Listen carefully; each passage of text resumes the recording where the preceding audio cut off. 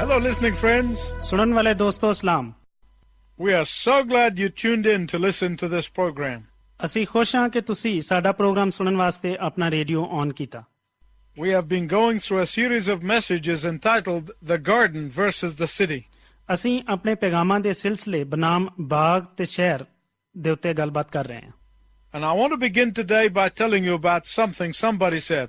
ਤੇ ਅੱਜ ਮੈਂ ਤੁਹਾਨੂੰ ਕਿਸੇ ਸ਼ਖਸ ਦੀ ਕਹੀ ਹੋਈ ਗੱਲ ਦੱਸ ਕੇ ਸ਼ੁਰੂ ਕਰਨਾ ਚਾਹਨਾ ਵਾਂ। That there is a Babylonian revival going on across North America and Europe and most of the world. ਕਿ ਸ਼ਮਾਲੀ ਅਮਰੀਕਾ, ਯੂਰਪ ਤੇ ਦੁਨੀਆ ਦੇ ਅਕਸਰ ਮੁਲਕਾਂ ਵਿੱਚ ਬਾਬਲ ਵਾਲੀ ਬੇਦਾਰੀ ਆਈ ਹੋਈ ਹੈ। What is a Babylonian revival, you ask? ਹੁਣ ਤੁਸੀਂ ਪੁੱਛੋਗੇ ਕਿ ਉਹ ਕਿਹੜੀ ਬੇਦਾਰੀ ਹੈ?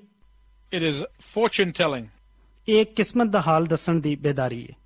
It is the occult. ਇਹ ਜਾਦੂ ਦੀ ਬੇਦਾਰੀ ਹੈ। It is tarot card reading. ਇਹ ਫਾਲਗਿਰੀ ਦੀ ਬੇਦਾਰੀ ਹੈ। It is astrology. ਇਹ ਇਲਮੇ ਨਜੂਮ ਦੀ ਬੇਦਾਰੀ ਹੈ। It is horoscope. ਇਹ ਜ਼ਾਇਚਾ ਬਣਾਉਣ ਦੀ ਬੇਦਾਰੀ ਹੈ। All of these latest crazes are as old as chapter 11 of the book of Genesis. ਇਹ ਸਾਰੇ ਨਵੇਂ ਖਿਆਲ ਇਸ ਜ਼ਮਾਨੇ ਦੇ ਪੈਦਾਇਸ਼ ਦੀ ਕਿਤਾਬ ਉਹਦੇ 11ਵੇਂ ਬਾਬ ਜਿੰਨੇ ਪੁਰਾਣੇ ਨੇ। For those of you joining us for the first time, we are in the middle of a series of broadcasts I call The Garden versus the City. ਤੁਹਾਡੇ ਵਿੱਚੋਂ ਉਹ ਦੋਸਤ ਜਿਹੜੇ ਪਹਿਲੀ ਵਾਰੀ ਸਾਡੇ ਨਾਲ ਪ੍ਰੋਗਰਾਮ 'ਚ ਸ਼ਰੀਕ ਹੋ ਰਹੇ ਨੇ, ਅਸੀਂ ਪ੍ਰੋਗਰਾਮਾਂ ਦੇ ਸਿਲਸਿਲੇ ਬਨਾਮ ਬਾਗ ਤੇ ਸ਼ਹਿਰ ਦੇ ਅੱਧ ਵਿੱਚ ਵਾਂ। It is the garden of God versus the city of man. ਇਹ ਖੁਦਾ ਦੇ ਬਾਗ ਤੇ ਬੰਦੇ ਦੇ ਸ਼ਹਿਰ ਦਾ ਮੁਕਾਬਲਾ ਹੈ। In today's broadcast, we will be looking at Genesis chapter 11 verses 1 to 9. ਅੱਜ ਦੇ ਪ੍ਰੋਗਰਾਮ ਵਿੱਚ ਅਸੀਂ ਪੈਦਾਇਸ਼ ਦੀ ਕਿਤਾਬ ਦੇ 11ਵੇਂ ਬਾਬ ਉਹਦੀ ਪਹਿਲੀ ਆਇਤ ਤੋਂ 9ਵੀਂ ਆਇਤ ਤੱਕ ਗੌਰ ਕਰਾਂਗੇ। There is nothing new about the occult, as I said before. ਜਿਸ ਤਰ੍ਹਾਂ ਮੈਂ ਪਹਿਲਾਂ ਆਖਿਆ, ਜਾਦੂ ਵਿੱਚ ਕੋਈ ਨਵੀਂ ਗੱਲ ਨਹੀਂ। I'm going to explain this in a minute. ਮੈਂ ਹੁਣੇ ਇਹਦੀ ਵਜ਼ਾਹਤ ਕਰਨਾ ਵਾਂ। But let me tell you what is new about this modern popularity of the occult. ਲੇਕਿਨ ਮੈਨੂੰ ਇਜਾਜ਼ਤ ਦਿਓ ਕਿ ਤੁਹਾਨੂੰ ਦੱਸਾਂ ਕਿ ਜਾਦੂ ਦੀ ਮਕਬੂਲੀਅਤ ਵਿੱਚ ਕਿਹੜੀ ਨਵੀਂ ਗੱਲ ਹੈ। These occult practices are being revived in Europe and America. ਜਾਦੂ ਦੇ ਇਹ ਕੰਮ ਅਮਰੀਕਾ ਤੇ ਯੂਰਪ ਵਿੱਚ ਜ਼ੋਰ ਫੜ ਰਹੇ ਨੇ। These occult practices were not generally known to these parts of the world. ਜਾਦੂ ਦੇ ਇਹ ਕੰਮ ਦੁਨੀਆ ਦੇ ਇਹਨਾਂ ਹਿੱਸਿਆਂ ਵਿੱਚ ਆਮ ਤੌਰ ਤੇ ਨਹੀਂ ਜਾਣੇ ਜਾਂਦੇ ਸਨ। They were known in India and other countries. ਹਾਂ, ਹਿੰਦੁਸਤਾਨ ਤੇ ਦੂਸਰੇ ਮੁਲਕਾਂ ਵਿੱਚ ਲੋਕੀ ਇਹਨਾਂ ਦੇ ਬਾਰੇ ਜਾਣਦੇ ਸਨ। But in the United States alone, there are estimated to be 50 million believers in astrology. ਮਗਰ ਹੁਣ ਕੱਲੇ ਅਮਰੀਕਾ ਵਿੱਚ ਇੱਕ ਅੰਦਾਜ਼ੇ ਦੇ ਮੁਤਾਬਿਕ 5 ਕਰੋੜ ਇਲਮੇ ਨਜੂਮ ਨੂੰ ਮੰਨਣ ਵਾਲੇ ਨੇ। There are over 200,000 part-time psychic and fortune tellers. ਤਕਰੀਬਨ 2 ਲੱਖ ਤੋਂ ਵੱਧ ਨਫਸਿਆਤੀ ਤੇ ਕਿਸਮਤ ਦਾ ਹਾਲ ਦੱਸਣ ਵਾਲੇ ਪਾਰਟ ਟਾਈਮ ਲੋਕ ਮੌਜੂਦ ਨੇ। There are over 20,000 full-time psychic and fortune tellers. ਤਕਰੀਬਨ 20,000 ਤੋਂ ਵੱਧ ਨਫਸਿਆਤੀ ਤੇ ਕਿਸਮਤ ਦਾ ਹਾਲ ਦੱਸਣ ਵਾਲੇ ਉਹ ਲੋਕ ਨੇ ਜਿਹੜਾ ਸਾਰਾ ਦਿਨ ਇਹੋ ਹੀ ਕੰਮ ਕਰਦੇ ਨੇ। There are more than 2,000 newspapers across the United States that run a daily horoscope column. 2000 ਤੋਂ ਵੱਧ ਅਮਰੀਕਾ ਵਿੱਚ ਇਹੋ ਜਿਹੇ ਅਖਬਾਰ ਨੇ ਜਿਹੜੇ ਹਰ ਰੋਜ਼ ਜ਼ਾਇਚੇ ਦਾ ਕਾਲਮ ਸ਼ਾਇਆ ਕਰਦੇ ਨੇ। And it is not limited to the United States. ਤੇ ਇਹ ਕੰਮ ਸਿਰਫ ਅਮਰੀਕਾ ਤੱਕ ਮਹਦੂਦ ਨਹੀਂ। This epidemic is worldwide. ਇਹ ਵਬਾ ਪੂਰੀ ਦੁਨੀਆ ਵਿੱਚ ਹੈ। And it has been growing in size for many years. ਤੇ ਬਹੁਤ ਦੇਰ ਤੋਂ ਇਹ ਚੀਜ਼ ਆਪਣਾ ਕੱਦ ਕਾਠ ਵਧਾ ਰਹੀ ਹੈ। In this series of broadcasts, we have been contrasting the garden of God with the city of man. Radio ਪ੍ਰੋਗਰਾਮਾਂ ਦੇ ਇਸ ਸਿਲਸਿਲੇ ਵਿੱਚ ਅਸੀਂ ਖੁਦਾ ਦੇ ਬਾਗ ਤੇ ਬੰਦੇ ਦੇ ਸ਼ਹਿਰ ਦਾ ਮੁਆਜ਼ਨਾ ਕਰ ਰਹੇ ਹਾਂ। God intended for his vice-regents to live in a garden with all of its beauty. ਆਪਣੇ ਬੰਦੇ ਆਦਮ ਤੇ ਹਵਾ ਵਾਸਤੇ ਖੁਦਾ ਦਾ ਇਰਾਦਾ ਸੀ ਕਿ ਖੂਬਸੂਰਤੀ ਨਾਲ ਭਰੇ ਹੋਏ ਇਸ ਬਾਗ ਵਿੱਚ ਰਹਿਣ। God intended for Adam and Eve to live in a garden with all of its provision. ਖੁਦਾ ਦਾ ਇਰਾਦਾ ਸੀ ਕਿ ਆਦਮ ਤੇ ਹਵਾ ਬਾਗ ਵਿੱਚ ਰਹਿਣ ਜਿੱਥੇ ਉਹਨਾਂ ਦੀ ਜ਼ਰੂਰਤ ਦਾ ਸਾਰਾ ਸਾਮਾਨ ਸੀ। God intended for his vice-regents to live in a garden with all of its protection. ਖੁਦਾ ਦਾ ਇਰਾਦਾ ਸੀ ਕਿ ਆਦਮ ਤੇ ਹਵਾ ਬਾਗ ਵਿੱਚ ਉਹਦੀ ਹਿਫਾਜ਼ਤ ਵਿੱਚ ਰਹਿਣ। Yet man chose to build a city. ਫਿਰ ਵੀ ਆਦਮੀ ਨੇ ਸ਼ਹਿਰ ਬਣਾਉਣਾ ਪਸੰਦ ਕੀਤਾ। We have looked at the city of man with all of its rootlessness. ਅਸਾਂ ਆਦਮੀ ਦੇ ਸ਼ਹਿਰ ਨੂੰ ਵੇਖਿਆ ਹੈ ਜਿਹੜਾ ਬੇਜੜ ਦਰਖਤ ਵਾਂਗਰ ਹੁੰਦਾ ਹੈ। The city of man is filled with loneliness. ਬੰਦੇ ਦਾ ਸ਼ਹਿਰ ਤਨਹਾਈ ਤੇ ਅਕਲਾਪੇ ਨਾਲ ਭਰਿਆ ਹੋਇਆ ਹੈ। The city of man which is filled with artificiality. ਬੰਦੇ ਦਾ ਸ਼ਹਿਰ ਬਨਾਵਟੀ ਚੀਜ਼ਾਂ ਨਾਲ ਭਰਿਆ ਹੋਇਆ ਹੈ। The city of man that is filled with arrogance and pride. ਬੰਦੇ ਦਾ ਸ਼ਹਿਰ ਗੁਸਤਾਖੀ ਤੇ ਗਰੂਰ ਨਾਲ ਭਰਿਆ ਹੋਇਆ ਹੈ। In our last broadcast, we concluded by stating how God righteously judged the city of man. ਪਿਛਲੇ ਪ੍ਰੋਗਰਾਮ ਵਿੱਚ ਅਸਾਂ ਇਹ ਬਿਆਨ ਕੀਤਾ ਸੀ ਤੇ ਨਤੀਜਾ ਕੱਢਿਆ ਸੀ ਕਿ ਖੁਦਾ ਨੇ ਕਿਸ ਤਰ੍ਹਾਂ ਰਾਸਤਬਾਜ਼ੀ ਦੇ ਨਾਲ ਬੰਦੇ ਦੇ ਸ਼ਹਿਰ ਦੀ ਅਦਾਲਤ ਕੀਤੀ। By sending the flood to cover the earth. ਜ਼ਮੀਨ ਨੂੰ ਆਪਣੀ ਲਪੇਟ ਵਿੱਚ ਲਿਆਉਣ ਵਾਸਤੇ ਪਾਣੀ ਦਾ ਸੈਲਾਬ ਭੇਜਿਆ। The Lord used Noah to warn the people of the earth. ਖੁਦਾ ਨੇ ਲੋਕਾਂ ਨੂੰ ਅਗਾਹ ਕਰਨ ਵਾਸਤੇ ਨੋਹਾਂ ਨੂੰ ਇਸਤੇਮਾਲ ਕੀਤਾ। But they did not listen. ਲੇਕਿਨ ਉਹਨਾਂ ਨੇ ਉਹਦੀ ਕੋਈ ਗੱਲ ਨਹੀਂ ਸੁਣੀ। And everyone but Noah's family was destroyed in that great flood. ਤੇ ਨੂਹ ਦੇ ਖਾਨਦਾਨ ਦੇ ਇਲਾਵਾ ਉਸ ਵੱਡੇ ਸੈਲਾਬ ਵਿੱਚ ਸਭ ਕੁਝ ਤਬਾਹ ਹੋ ਗਿਆ। After the flood, Noah's children populated the earth once more. ਤੂਫਾਨ ਦੇ ਬਾਅਦ ਨੂਹ ਦੇ ਬੱਚਿਆਂ ਨੇ ਇੱਕ ਵਾਰੀ ਫੇਰ ਜ਼ਮੀਨ ਨੂੰ ਆਬਾਦ ਕੀਤਾ। Noah had 3 sons. ਨੂਹ ਦੇ 3 ਪੁੱਤਰ ਸਨ, Shem, Ham, and Japheth. ਸਿਮ, ਹਾਮ ਤੇ ਯਾਫਤ। Ham sinned against his father and ridiculed his father. ਹਾਮ ਨੇ ਆਪਣੇ ਪਿਓ ਦੇ ਖਿਲਾਫ ਗੁਨਾਹ ਕੀਤਾ ਤੇ ਨਾਲੇ ਆਪਣੇ ਪਿਓ ਦਾ ਮਜ਼ਾਕ ਉਡਾਇਆ And he received the curse. ਤੇ ਉਹਨੂੰ ਲਾਨਤ ਮਿਲੀ। That curse was transferred to his descendants. ਤੇ ਉਹੀ ਲਾਨਤ ਅੱਗੇ ਉਹਦੀ ਔਲਾਦ ਵਿੱਚ ਮੁੰਤਕਿਲ ਹੋ ਗਈ। Shem, on the other hand, honored his father. ਮਗਰ ਸਿਮ ਨੇ ਦੂਸਰੀ ਤਰਫ ਅਸੀਂ ਵੇਖਨੇ ਆਪਣੇ ਪਿਓ ਦੀ ਇੱਜ਼ਤ ਕੀਤੀ So he and his descendants received a blessing. ਤੇ ਉਹਨੂੰ ਤੇ ਉਹਦੀ ਔਲਾਦ ਨੂੰ ਬਰਕਤ ਮਿਲ ਗਈ। Make no mistake about it, God blesses you when you love your parents. ਇਸ ਗੱਲ ਦੇ ਬਾਰੇ ਬਿਲਕੁਲ ਗਲਤੀ ਨਾ ਕਰਨਾ, ਜਦੋਂ ਤੁਸੀਂ ਮਾਂ-ਪਿਓ ਦੀ ਇੱਜ਼ਤ ਕਰਦੇ ਹੋ ਖੁਦਾ ਤੁਹਾਨੂੰ ਬਰਕਤ ਦਿੰਦਾ ਹੈ। Abraham was a descendant of Shem, Ibrahim sim ਦੀ ਔਲਾਦ ਵਿੱਚੋਂ ਸੀ, but Canaan was the descendant of Ham. ਲੇਕਿਨ ਕਨਾਨ ਹਾਮ ਦੀ ਨਸਲ ਵਿੱਚੋਂ ਸੀ। One of Ham's descendants by the name of Nimrod laughed and mocked God's curse upon his forefathers. ਹਾਮ ਦੀ ਨਸਲ ਵਿੱਚੋਂ ਇੱਕ ਜਿਹਦਾ ਨਾਂ ਨਮਰੂਦ ਸੀ ਹੱਸਿਆ ਤੇ ਆਪਣੇ ਪਿਓ ਦਾਦਿਆਂ ਦੇ ਖੁਦਾ ਦੀ ਲਾਨਤ ਦਾ ਮਜ਼ਾਕ ਉਡਾਇਆ। Let us look at the scripture in Genesis 11, 1-9. ਆਓ ਪੈਦਾਇਸ਼ ਦੀ ਕਿਤਾਬ ਉਹਦੇ 11ਵੇਂ ਬਾਬ ਦੀ ਪਹਿਲੀ ਆਇਤ ਤੋਂ ਲੈ ਕੇ 9ਵੀਂ ਆਇਤ ਤੱਕ ਵੇਖੀਏ। I can use my imagination about this man Nimrod. ਮੈਂ ਇਸ ਆਦਮੀ ਨਮਰੂਦ ਦੇ ਬਾਰੇ ਤਸੱਵਰ ਵਿੱਚ ਲਿਆ I can imagine him to be saying, ਮੈਂ ਸੋਚ ਸਕਣਾ ਕਿ ਉਹਨੇ ਕੀ ਆਖਿਆ ਹੋਵੇਗਾ। God said what? ਖੁਦਾ ਨੇ ਆਖਿਆ ਕੀ? We are going to be slaves to the descendants of Shem? ਭਈ ਅਸੀਂ ਸਿਮ ਦੀ ਔਲਾਦ ਗੁਲਾਮ ਹੋਵਾਂਗੇ। What kind of God is this? ਇਹ ਕਿਸ ਤਰ੍ਹਾਂ ਦਾ ਖੁਦਾ ਹੈ? I'm going to show him who is what. ਮੈਂ ਉਹਨੂੰ ਦੱਸਾਂਗਾ ਕੌਣ ਕੀ ਹੈ। Instead of recognizing his ancestors' sin, ਆਪਣੇ ਪਿਓ ਦਾਦਿਆਂ ਦੇ ਗੁਨਾਹ ਨੂੰ ਮੰਨਣ ਦੀ ਬਜਾਏ, instead of repenting and turning to the Lord and finding favor in the eyes of the Lord, ਬਜਾਏ ਇਸ ਦੇ ਕਿ ਉਹ ਪਛਤਾਉਂਦਾ ਤੇ ਖੁਦਾ ਵੱਲ ਰਜੂ ਕਰਦਾ ਤੇ ਖੁਦਾ ਦੀ ਖੁਸ਼ਨੂਦੀ ਹਾਸਲ ਕਰਦਾ, Nimrod wanted to defy God and God's plan. ਨਮਰੂਦ ਖੁਦਾ ਨੂੰ ਤੇ ਉਹਦੇ ਮਨਸੂਬਿਆਂ ਨੂੰ ਲਲਕਾਰਨਾ ਸ਼ੁਰੂ ਹੋ ਗਿਆ। Nimrod wanted to prove that he was not in need of God. ਨਮਰੂਦ ਇਹ ਸਾਬਤ ਕਰਨਾ ਚਾਹੁੰਦਾ ਸੀ ਕਿ ਉਹਨੂੰ ਖੁਦਾ ਦੀ ਕੋਈ ਜ਼ਰੂਰਤ ਨਹੀਂ। Nimrod wanted to build a civilization to oppose God. ਨਮਰੂਦ ਖੁਦਾ ਦੀ ਮੁਖਾਲਫਤ ਲਈ ਇੱਕ ਤਹਿਜ਼ੀਬ ਬਣਾਉਣਾ ਚਾਹੁੰਦਾ ਸੀ।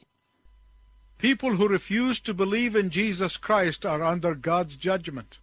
ਉਹ ਲੋਕੀ ਜਿਹੜੇ ਯਿਸੂ ਤੇ ਈਮਾਨ ਲਿਆਉਣ ਤੋਂ ਇਨਕਾਰ ਕਰਦੇ ਨੇ ਉਹ ਖੁਦਾ ਦੀ ਅਦਾਲਤ ਦੇ ਮਾਤਹਿਤ ਨੇ। And anyone who refuses to deal with the cause of that judgment ਤੇ ਜਿਹੜਾ ਕੋਈ ਵੀ ਉਸ ਅਦਾਲਤ ਦੇ ਸਬਬ ਤੋਂ ਨਿਬੜਨ ਤੋਂ ਇਨਕਾਰੀ ਹੈ is in rebellion. ਉਹ ਬਗਾਵਤ ਵਿੱਚ ਹੈ।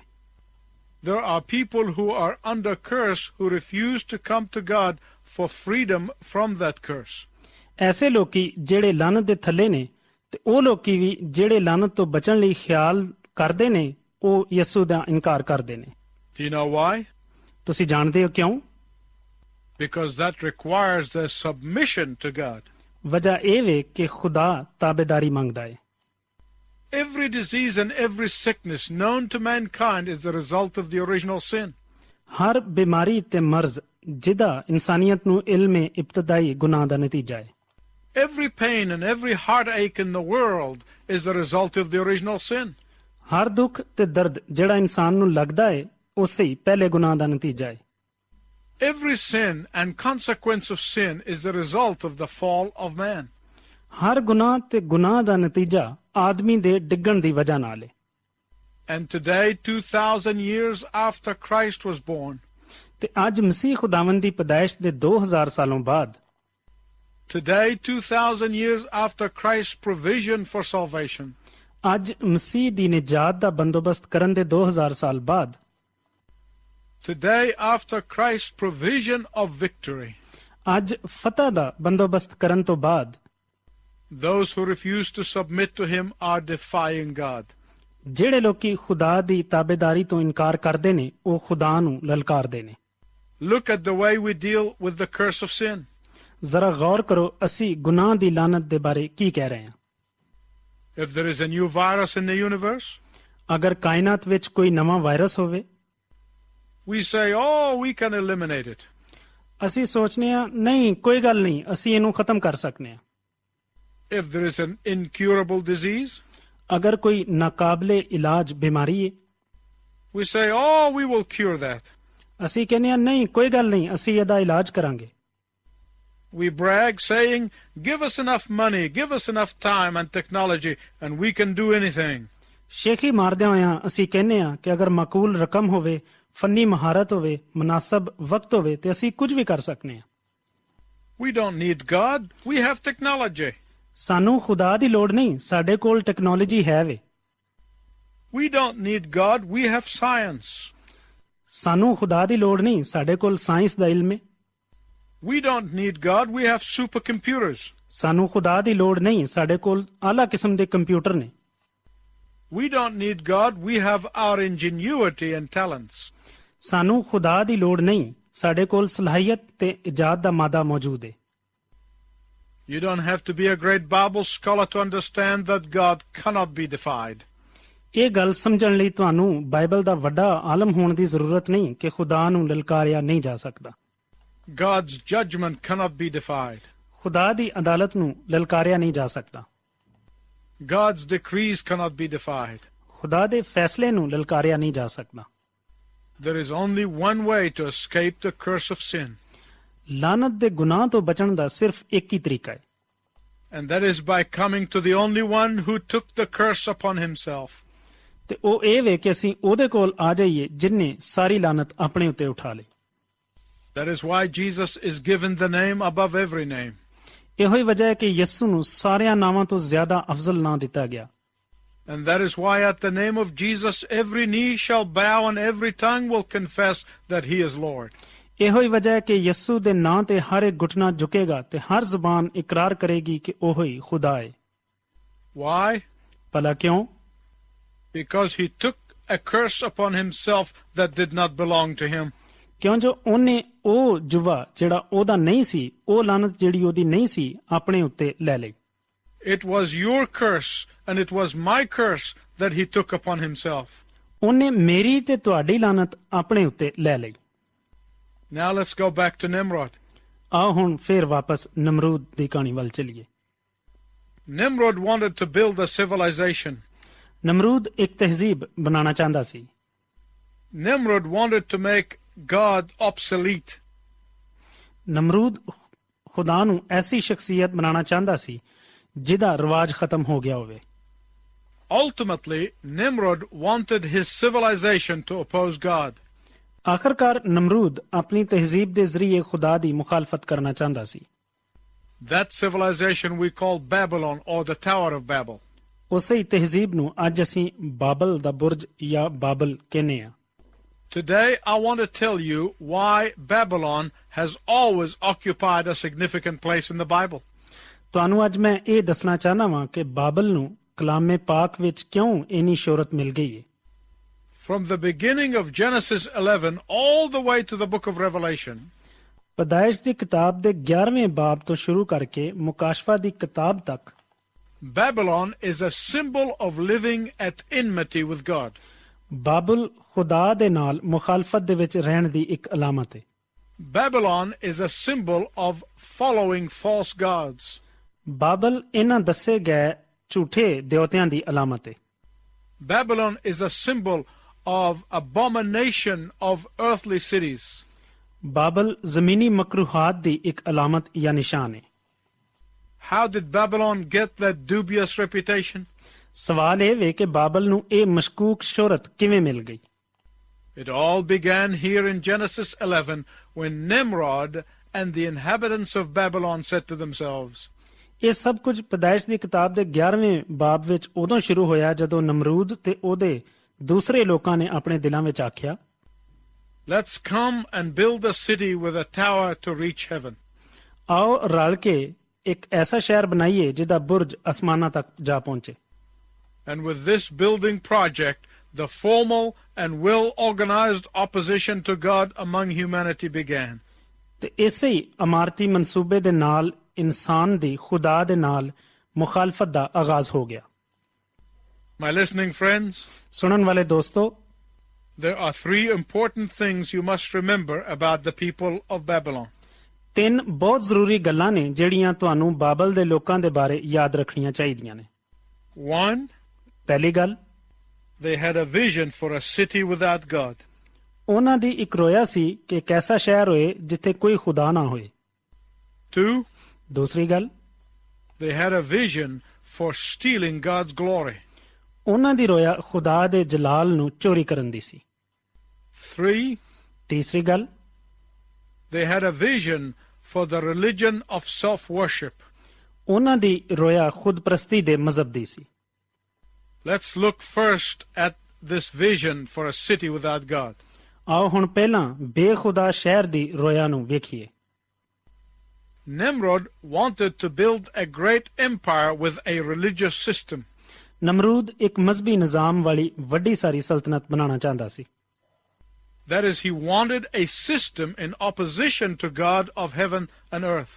ਉਹ ਅਜਿਹਾ ਨਿਜ਼ਾਮ ਬਣਾਉਣਾ ਚਾਹੁੰਦਾ ਸੀ ਜਿਹੜਾ ਆਸਮਾਨ ਤੇ ਜ਼ਮੀਨ ਦੇ ਖੁਦਾ ਦੇ ਖਿਲਾਫ ਹੋਵੇ। In a deliberate act, the citizens of Babylon chose to reject the knowledge of the true God. ਇੱਕ ਸੋਚੇ ਸਮਝੇ ਅਮਲ ਦੇ ਵਿੱਚ ਬਾਬਲ ਸ਼ਹਿਰ ਦੇ ਲੋਕਾਂ ਨੇ ਸੱਚੇ ਖੁਦਾ ਦੇ ਇਲਮ ਨੂੰ ਰੱਦ ਕਰਨਾ ਪਸੰਦ ਕੀਤਾ। And when people reject the true God, ਤੇ ਜਦੋਂ ਲੋਕੀ ਸੱਚੇ ਖੁਦਾ ਨੂੰ ਰੱਦ ਕਰ ਦਿੰਦੇ ਨੇ, like it or not, they will embrace false gods. ਤੁਸੀਂ ਪਸੰਦ ਕਰੋ ਜਾਂ ਨਾ ਕਰੋ, ਉਹ ਝੂਠੇ ਦੇਵਤਿਆਂ ਨੂੰ ਕਬੂਲ ਕਰ ਲੈਂਦੇ ਨੇ। Whether they acknowledge it or not, ਭਾਵੇਂ ਉਹ ਇਹਦਾ ਇਤਰਾਫ ਕਰਨ ਜਾਂ ਨਾ ਕਰਨ, when people reject the true God, ਜਦੋਂ ਲੋਕੀ ਸੱਚੇ ਖੁਦਾ ਨੂੰ ਰੱਦ ਕਰ ਦਿੰਦੇ ਨੇ, they will worship other objects. ਤੇ ਉਹ ਦੂਸਰੀਆਂ ਚੀਜ਼ਾਂ ਦੀ ਪੂਜਾ ਕਰ ਦਿੰਦੇ ਨੇ। The Bible speaks of the mystery of Babylon. Bible ਮੁਕੱਦਸ ਸਾਨੂੰ ਬਾਬਲ ਦੀ ਇਸ ਰਾਜ਼ਦਾਰੀ ਦੇ ਬਾਰੇ ਦੱਸਦੀ ਹੈ। And I want to tell you all about this mystery. ਤੇ ਮੈਂ ਤੁਹਾਨੂੰ ਇਸੇ ਰਾਜ਼ ਦੇ ਬਾਰੇ ਦੱਸਣਾ ਚਾਹਨਾ ਵਾਂ। And that is why I want you to tune in next time for me to tell you about the mystery of Babylon. ਤੇ ਇਹੋ ਹੀ ਵਜ੍ਹਾ ਹੈ ਕਿ ਮੈਂ ਚਾਹਨਾ ਕਿ ਤੁਸੀਂ ਸਾਡੀ ਅਗਲੀ ਨਸ਼ਰੀਆਤ ਜ਼ਰੂਰ ਸੁਣੋ ਤੇ ਮੈਂ ਤੁਹਾਨੂੰ ਇਸ ਰਾਜ਼ ਦੇ ਬਾਰੇ ਦੱਸਾਂ। Until then, I wish you God's richest blessing. ਤੇ ਉਸ ਵਕਤ ਤੱਕ ਮੇਰੀ ਦੁਆ ਹੈ ਕਿ ਖੁਦਾ ਤੁਹਾਨੂੰ ਬਰਕਤ